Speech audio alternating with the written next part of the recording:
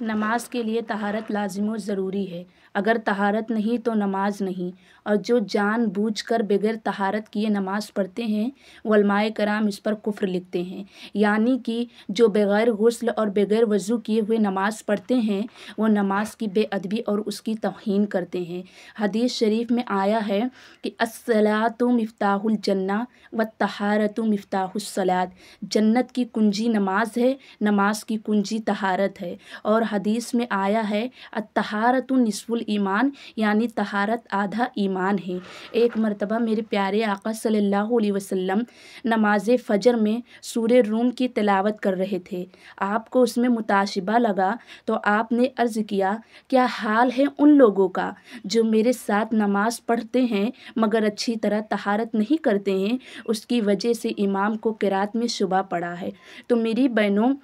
جو اچھی طرح طہارت نہیں کرتے ہیں اس کا وبال یہ ہے، اور جو بغیر طہارت کیے ہوئے نماز پڑھتے ہیں اس کی نحوست کا عالم کیا ہوگا۔ طہارت کی دو قسمیں ہیں، ایک طہارت کبریٰ اور دوسرا طہارت صغریٰ، اور طہارت صغریٰ وضو کو کہتے ہیں، طہارت کبریٰ غسل کو کہتے ہیں، اور جن چیزوں سے غسل واجب ہوتا ہے اسے حدث اکبر کہتے ہیں، اور جن چیزوں سے وضو لازم آتا ہے اسے حدث اصغر کہتے ہیں۔ اللہ تبارک و تعالی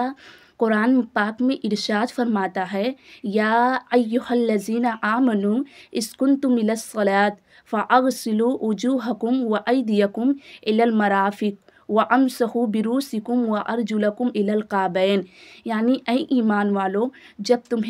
تم نماز پڑھنا چاہو تو دھو اپنے چہرے کو اور اپنے دونوں ہاتھوں کو کہنیوں سمیت دھو، اور اپنے سروں کا مسح کرو اور دونوں پاؤں کو ٹخنوں سمیت دھو۔ حضرت ابو ہریرہ رضی اللہ تعالیٰ عنہ روایت کرتے ہیں کہ میرے آقا صلی اللہ علیہ وسلم نے فرمایا کہ بروز قیامت میری امت اس حال میں بلائی جائیں گی کہ ان کے ہاتھ، پیر اور چہرہ آثار وضو سے چمکتے ہوں گے، اور جن سے چاہے وہ زیادہ چمک اپنے اندر پیدا کرے۔ اور حضرت ابو ہریرہ رضی اللہ تعالیٰ عنہ روایت کرتے ہیں کہ ہمارے حضور صلی اللہ علیہ وسلم نے صحابہ کرام علیہم رضوان سے